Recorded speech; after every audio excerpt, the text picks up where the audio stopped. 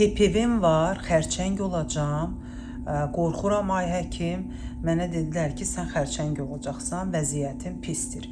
Bu cümlələri hər gün eşidirik və pasientlər hər gün müraciət edir. 24 yaş, 26 yaş, 21 yaşında olan xanımlar da olur. 35 yaş fərqi yoxdur. Gəlir, baxırıq, bəli. HPV virusunun yüksək onkoloji riskə malik olan tipləri çıxır. 16, 18 və yaxud da 45, 33 hər hansı bir tipi. İndi bu HPV virusunu Almaniyalı virusolog professor Harald Zurhausen kəşf etmədi ki, biz həkimlər bu pasientləri qorxudaq və bunlar da qorxudan keçsinlər xəstəliyə tutulsunlar. Bu bunu kəşf etdi ki, yəni uşaqlıq boyu xərçəngin əmələ gəlmə səbəbi birbaşa bu viruslardır və bunu qabaqcadan bilə pasientləri düzgün məlumatlandıraq. Pasientləri qorxutmaq lazım deyil.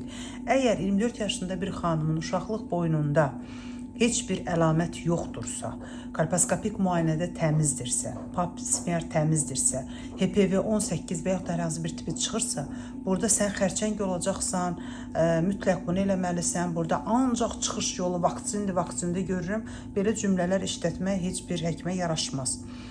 Bizim işimiz maarifləndirməkdir. Hər 6 aydan bir bütün qadınlar kontrol müayinədən keçməlidirlər. Kontrol müayinədə onsuz da hər hansı bir dəyişiklik olarsa vaxtında aşkar edib, vaxtında da qarşısını alacağıq. İndi şükür Allaha tibbin imkanları çox genişdir. Kolposkopik müayinəsidir, pap smear müayinəsidir, HPV genotipdir. Ehtiyac olarsa biopsiyadır. Yəni əlimizin altında hər şey var. Ona görə də əziz xanımlar, hər 6 aydan bir kontrol müayinənizi əsirgəməyin, vaxtında müraciət edin, qorxmayın.